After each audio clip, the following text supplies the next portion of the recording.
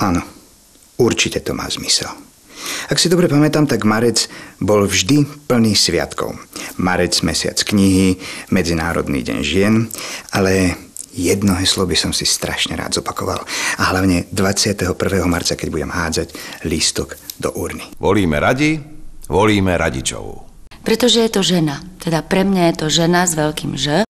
Zistil som, že je inteligentná, sčítaná. A život ju už postavil pred mnohé neľahké situácie, ktoré vždy riešila skôr z hľadiska ľudského, na rozdiel od mnohých politikov. Je to človek s čistým štítom, má politickú kultúru.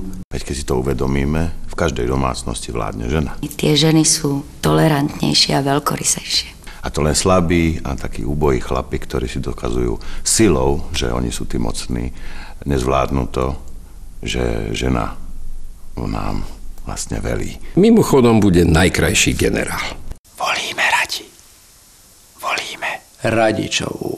Už som sa stretla s mnohými ľuďmi a vždy som vedela odhadnúť, kto sa na niečo hrá, alebo naozaj niečo vie. Pani Radičová je inteligentná, vzdelaná žena, o čom som mal možnosť presvedčiť sa osobne.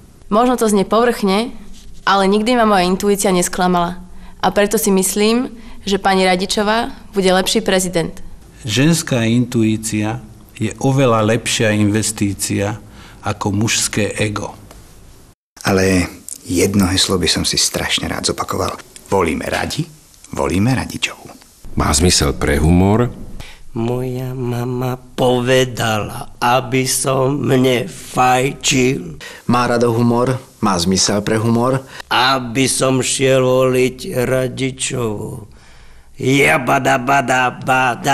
A podľa mňa sú to vlastnosti, ktoré by politička v jej prípade kandidátka na prezidentku by mala vlastniť. Jabada. Mama má vždy pravdu. A ja idem voliť Radičovú, lebo ona patrí na hrad. Volíme Radi. Volíme Radičovú. Prečo nie? Žena ako prezidentka. Doteraz boli chlapi, tak nech nám to tie ženy ukážu, jak to vedia. Aj vo svete budeme mať úplne iné meno, keď bude na vrchole našom stáť žena. Sice nevie hrať tak pekne na fujare, ale určite nás bude krajšie prezentovať vo svete aj doma. Má to zmysel. Nemá zmysel, nezmysel. Jedno heslo by som si strašne rád zopakoval. A hlavne 21. marca, keď budem hádzať lístok do urny. Marec, poberaj sa, starec.